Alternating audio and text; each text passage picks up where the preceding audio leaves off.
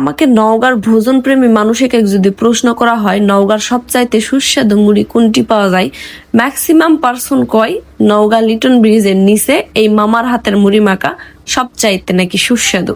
তো যদিও এই মামার হাতের মুড়ি মাখা আমি অনেকবার খাসি, তবে আজকে আবারও চলে গেছি এই মামার হাতের মুড়ি মাখা খাবা, কারণ এই মামার দোকানের ঠিক পাশে আছে একটা শরবতের দোকান। আর এই দোকানের শরবত আমার এত বেশি ভালো লাগে যে মানে প্রতিদিন যায় আর অভ্যাস হয়ে গেছে। তো এই শরবতের ভিডিও ছাড়ার পর তোমরা সবাই করছিলেন এই পাশে যে মুড়ি মাখার দোকান আছে, এই মুড়ি মাখাটা অনেক ভালো, যদিও আমি অনেক কয়দিন আগে খাইছি, তো টেস্ট ভুলে গেছিল, এই জন্য আবার তোমাকে কমেন্ট গুলা দেখে আবার খাবার আসলো। তবে এই জায়গাত কিন্তু 20 টাকার আমাকে এক মুড়ি দিছিল, আমার কাছে আহামরি কিছু লাগে নাই, এভারেজ ছিল, খুব ভালো না আবার খুব একটা যে মানে খারাপ তো নাই, বাট আহামরি খুব একটা ভালো না। বাট এইখানে কিন্তু অনেকগুলা বাদাম ইউজ করা হয়, এই মুড়ি মাখা গুলার মধ্যে অনেকগুলা বাদাম থাকে। আর এই যে আমার হাতে যতটুকু তোমরা দেখতে পাচ্ছি না, এতটুকুর প্রাইস ছিল মাত্র 20 টাকা।